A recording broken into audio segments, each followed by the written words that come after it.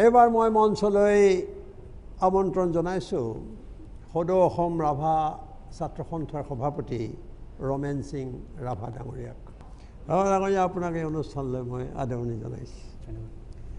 প্ৰথমে সোধোঁ যে দীঘলীয়া সংগ্ৰামৰ অন্তত ৰাভা হাছং স্বায়ত্ত পৰিষদ গঠন হৈছিল।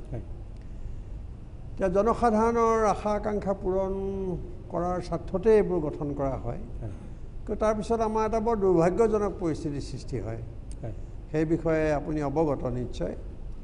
নামনি অসমৰ ব্ৰহ্মপুত্ৰৰ দক্ষিণ পাৰৰ এই পৰিষদে ৰাভা সমাজৰ বিশেষকৈ ৰাভা যুৱক যুৱতীসকলৰ ইচ্ছা আকাংক্ষা পূৰণ কৰিবলৈ সমৰ্থ হ'ল বুলি আপুনি ভাবেনে? নিশ্চিতভাৱে বৰ্তমানৰ যিখন কাউন্সিল, বিত্তীয় আৰু বিধায়িনী ক্ষমতা নোহোৱা এখন কাউন্সিল, ৰাভা যুৱক যুৱতী ৰাভা জনসাধাৰণৰ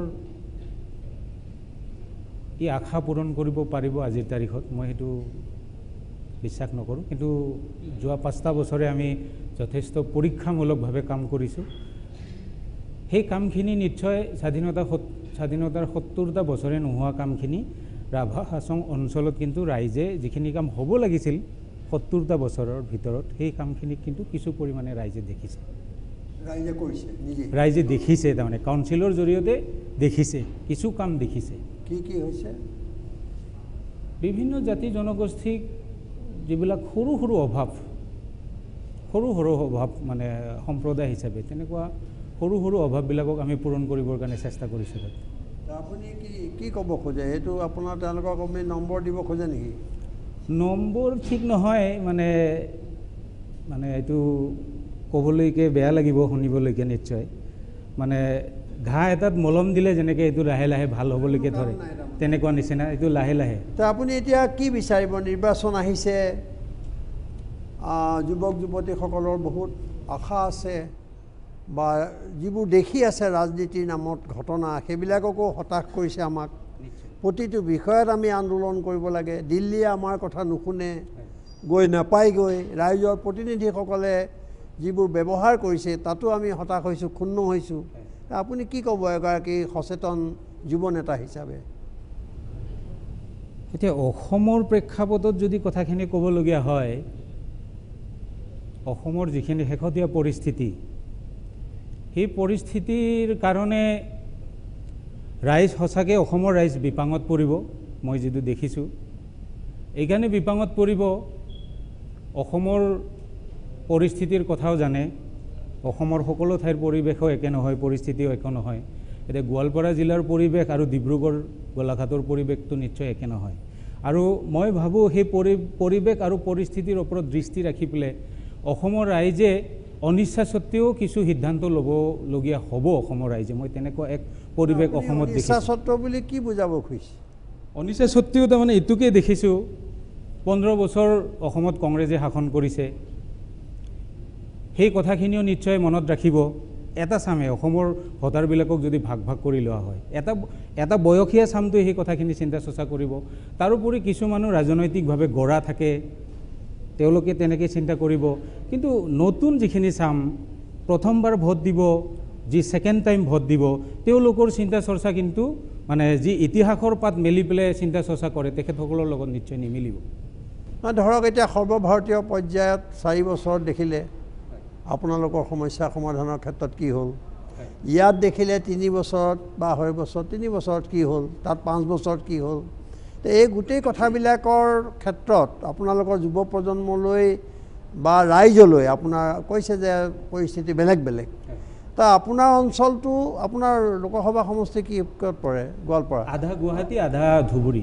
আধা ধুবুৰী, আধা ধুবুৰী, হয়, আধা ধুবুৰী, আধা গোৱালপাৰা। কি কয়, তেওঁলোকৰ প্ৰতি এটাতো আপোনাৰ হেৰি থাকিব, দায়িত্ব থাকিব, ভূমিকা থাকিব। আপোনাৰ বাৰ্তা কি? তো আমি ক'ব খোজোঁ, এতিয়া আমি গোৱালপাৰাত যোৱা 15 বছৰৰ যিটো পৰিৱেশ, তো আপুনি ইতিহাস চালে গম পাব 2012 চনত আমাৰ মানুহক কেনেকৈ বাইকত বান্ধি পেলাই জ্বলাই মাৰিছিল। তো সেই পৰিৱেশবিলাক নিশ্চয় চাই পেলাই ৰাইজে এটা সিদ্ধান্ত নিশ্চয় ল'ব। আমি সেইটোৱে ক'ম, যোৱা 15টা বছৰত মানে আমি যিটো সংগ্ৰাম কৰি আহিছিলোঁ। আপোনাৰ লগত কথা পাতোঁতে মই ক'ৰবাত আপোনাৰ এটা মানে দুদিনমান অৱস্থা এটা প্ৰত্যক্ষ কৰিছে আপুনি খোলাকৈ এইখন মঞ্চ আজি আপোনালোকৰ মত বিনিময়ৰ কাৰণে মুকলি এটা অনুষ্ঠান পাতিছোঁ মই য'ত মই ভাবোঁ যে মুকলিকৈ ক'ব লাগে আপোনাৰতো ভয়ৰ কথা নাই নিশ্চয় নাই হেৰুৱাবলৈ একো নাই চৰকাৰৰ পৰা পাবলৈ কিবা আছে নেকি চৰকাৰৰ পৰাতো বিচৰা নিৰ্বাচনত আপোনাক তেওঁলোকে কিবা দিছে নেকি অফাৰ নিৰ্বাচনে এতিয়ালৈকে একো দিয়া নাই অফাৰ কোনো কিন্তু আপুনি সেইকাৰণে স্পষ্টকৈ কওক যে ৰাভা সমাজৰ প্ৰতি আপোনাৰ হেৰি কি বাৰ্তা কি আমাৰ সেইটোৱে নিৰ্বাচনক ক'লৈ আমি কোনে কি ভাবিব 12 চনৰ কথা আহিব 12 চনৰ কথালৈতো মানুহ সদায় জীয়াই নাথাকে এই মুহূৰ্তত আপোনালোকৰ অঞ্চলত কিমান ৰাভা যুৱক যুৱতীয়ে কৰ্মসংস্থান পালে ৰাভা যুৱক যুৱতীয়েতো কৰ্মসংস্থান বুলিবলৈকেতো বিশেষ তেনেকুৱা পোৱা নাই পোৱা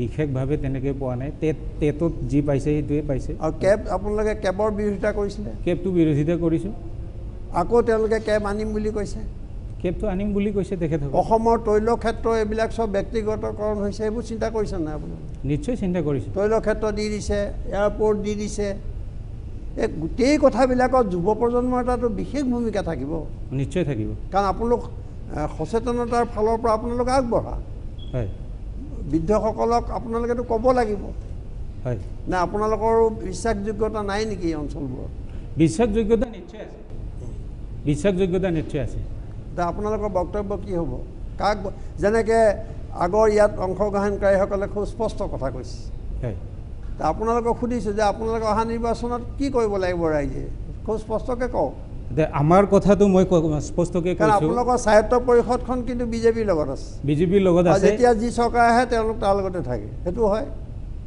দ্বিতীয় আহিছে তেনেকুৱা নহয় আচলতে কংগ্ৰেছৰ 13 চনত নিৰ্বাচনৰ পিছত দুবছৰ কংগ্ৰেছ চৰকাৰ থকা অৱস্থাত চলিছে কাউন্সিলখন তেতিয়া যথেষ্ট গিনিপিকৰ নিচিনা কাউন্সিল চলা ব্যক্তিসকলক মুৰব্বীসকলক গিনিপিকৰ নিচিনা ব্যৱহাৰ কৰিছে তো আমি তেতিয়া এটা ভাবিছিলোঁ 18 বছৰ ব্যৰ্থ এটা কাউন্সিলখন 18 বছৰ টোটেলি ফেইলাৰ ৰাভা হাছঙৰ ৰাইজে বুজি পোৱা নাছিল কাউন্সিলখনে কি কৰিব পাৰে নোৱাৰে এতিয়া অন্তত কি কৰিব পাৰে নোৱাৰে বুজি পোৱা হৈছে তো সেই পৰিৱেশৰ পৰা পৰিত্ৰাণ পোৱাৰ স্বাৰ্থতে আমি 16 চনত বিজেপিক সহায় কৰিছিলোঁ 15 বছৰৰ মানে তেতিয়া অভিজ্ঞতা বিজেপিৰ লগত আমাৰ কোনো অভিজ্ঞতা নাছিল যোৱা নিৰ্বাচনততো সকলো মানুহে এটা পৰিৱৰ্তন সেইটো হয় কিন্তু তাৰ লগত প্ৰতাৰণাৰ কথাটো সংযোগ হ'ল নহয় তাৰ পৰৱৰ্তী পৰ্যায়ত তেওঁলোকে যিবোৰ কাম কৰিলে সেইবোৰ অবিশ্বাস্য হয় সেই পটভূমিত আপোনাক মই প্ৰশ্নটো কৰিছোঁ সেইটোৰ কাৰণে কৈছোঁ এতিয়া আমাৰ মানুহৰ আমি এতিয়াও সিদ্ধান্তলৈকে অহা নাই কি কৰিম আমাৰ ইছ্যুৰ কথাখিনি নিশ্চয় আছে আৰু ইছ্যু ৰাজনৈতিক ইছ্যু ইমান সোনকালে সমাধান হ'ব তেনেকুৱাও নিশ্চয় নহয় আজি ভাৰতবৰ্ষৰ ইতিহাসত যিটো দেখিছোঁ সেই অনুপাতে আমি ক'ব খোজোঁ মানে আজিৰ তাৰিখত আমি কিন্তু তাত এটা শান্তিৰ পৰিৱেশত আছোঁ বিভিন্ন ধৰণে মুকলিকৈ কিছুমান কথা ইয়াত মানে কোৱাটো অলপ মানে মই ভাবোঁ সমীচীন নহ'ব গোৱালপাৰা জিলাৰ কথাটো ইমান ৰাজহুৱাভাৱে কোৱাটো নিশ্চয় সমিতি এতিয়া আপোনালোকৰ আধা ইয়াত আধা ধুবুৰী হয় তা আপোনালোকে ইস্তাহাৰত আপোনালোকৰ যিবোৰ দাবী এইবোৰ সন্নিৱিষ্ট কৰাৰ কাৰণে কিবা চিন্তা কৰিছে নেকি মানে ক'ব নেকি ৰাইজৰ প্ৰতিনিধিসকলক দলবিলাকক আপোনালোকৰ দাবীক যিসকলে সমৰ্থন কৰে তেওঁলোককেতো আপোনালোকে সমৰ্থন কৰিব লাগিব নিশ্চয় তা আপোনালোকে কৈছেনে নাই এইটো ইনিচিয়েটিভ লৈছেনে নাই সেই কথাখিনি আমি মানে অতি শেহতীয়াভাৱে তেনেকুৱা কোনো আলোচনা হোৱা নাই যোগাযোগ চলি আছে নিশ্চয় হ'ব আৰু তাৰ ওপৰত বেছ কৰি পেলাই আমি কথাখিনি আগবাঢ়িম আপোনালোকে দুইটা সমষ্টিৰ প্ৰতিনিধিকে ক'ব লাগিব এইটো কথা দুইটা সমষ্টিৰ প্ৰতিনিধিকে ক'ব লাগিব আপোনালোকৰ মূল দাবী কি মূল দাবীটো আমি ভাৰতীয় সংবিধানৰ 6টা অনুচ্ছেদৰ গণ্ডিৰ ভিতৰত সেই অঞ্চলটো থকাটো বিচাৰোঁ তাত বাহিৰে বেলেগ সাংবিধানিক কিবা ব্যৱস্থা আছে যিখিনি আমাৰ বিশেষকৈ মাটি ভাষা কৃষ্টি সংস্কৃতি ৰক্ষা কৰিব পৰা কিবা ব্যৱস্থা আছে ভাৰতীয় সংবিধানত দেখা নাই সেই ব্যৱস্থাৰ প্ৰতি যি আগবাঢ়ি আহিব আমি তেখেতসকলৰ লগতে থাকিম কিন্তু আপুনি এইটো বিশ্বাস কৰে নকৰে যে আমাৰ ইয়াত যোৱা 70 বছৰে যিবোৰ ইস্তাহাৰৰ দাবী বা কথা প্ৰতিশ্ৰুতি হ'ল সেই ইস্তাহাৰৰ কথা যিসকলে দিছিলে তেওঁলোকৰে মনত নাই চাগে যোৱা নিৰ্বাচনত কি প্ৰতিশ্ৰুতি সুধিলে তেওঁলোকৰ মনত নাই নিশ্চিত গতিকে ইস্তাহাৰবিলাকৰ অৱস্থা যিটো কৰিলে ৰাজনৈতিক দলবিলাকে তেওঁলোকে নাজানে নপঢ়েও সেইখন পেলাই থৈ দিয়ে গতিকে ইস্তাহাৰৰ মূল্যহীন কৰি পেলালে নহয় সেই পটভূমিত কৈছোঁ যে আপোনালোকে নতুনকৈ দিয়া প্ৰতিশ্ৰুতিৰ ওপৰত কি ভিত্তিত আপোনালোকে আস্থা স্থাপন কৰিব এতিয়ালৈকে তেনেকুৱা কথাখিনি আমাৰ মাজত হোৱাই নাই মানে আনুষ্ঠানিকভাৱে হোৱাই নাই আমি বিচাৰিম সেই কথাখিনি ইতিমধ্যে কাউন্সিলত যে মোৰ কথা হৈছে যে ইস্তাহাৰত যেনিবা দিলেই হয় তা আপোনালোকে ইস্তাহাৰবিলাকৰ কথাটো দেখিছে যোৱা 70 বছৰে নিশ্চয় কি হৈছে ইস্তাহাৰবিলাকৰ অৱস্থা? এইবিলাকতো চব ভুৱা প্ৰতিশ্ৰুতিত পৰিণত হৈছে। হয়, তে আপুনি এতিয়া অকল ইস্তাহাৰৰ দাবীটো দি বহি থাকিব নে অন্য কিবা পন্থা ল'ব? অন্য পন্থা আমি আৰু নিজাকেতো ল'ব পৰা নিশ্চয় আমাৰ নাথাকিব।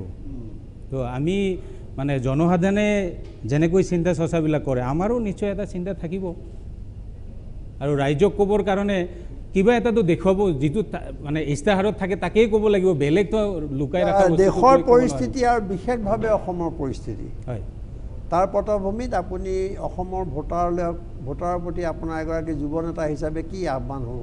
মানে অসমৰ ৰাইজৰ প্ৰতি এইটোৱে আহ্বান, মানে অসম ৰাইজে সঁচাই বিপাঙত পৰিছে সকলো দিশৰ পৰা চাই পেলাই। মই ভাবোঁ বিবেকেৰে ভোট দিব লাগিব অসমৰ মানুহে, তাত বাহিৰে বেলেগ মানে ৰাস্তা অসমৰ ৰাইজৰ আছে বুলি পেলাই মই নাভাবোঁ।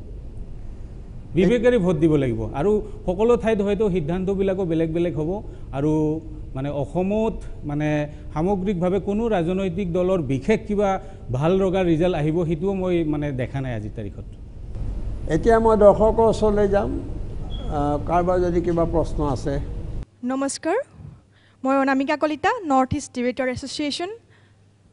আপোনাক সুধিব বিচাৰিছোঁ যে বিজেপিয়ে যদি পুনৰ কেব আনে তেতিয়াহ'লে ৰাভা জনগোষ্ঠীৰ কিবা ক্ষতি হ'ব বুলি আপুনি ভাবেনে?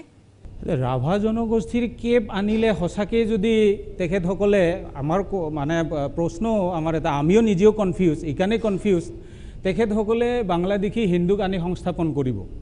এতিয়া আমাৰ কথা, আমাৰ ৰাভা জনগোষ্ঠী বসতিপূৰ্ণ অঞ্চল ক'ত সংস্থাপন কৰিব সেইটোৰতো আমি ৰাস্তা দেখা নাই। ক'ত সংস্থাপন কৰিব সেইটোৰ আমি ৰাস্তা আমাৰ অঞ্চলত দেখা নাই, আমি সংস্থাপন কৰিব পৰা জাগা আমি দেখা নাই। তো ৰাভা ডাঙৰীয়া, আপোনাক এই অনুষ্ঠানত অহাৰ বাবে, আমাৰ আমন্ত্ৰণ ৰক্ষা কৰাৰ বাবে ধন্যবাদ জনাইছোঁ।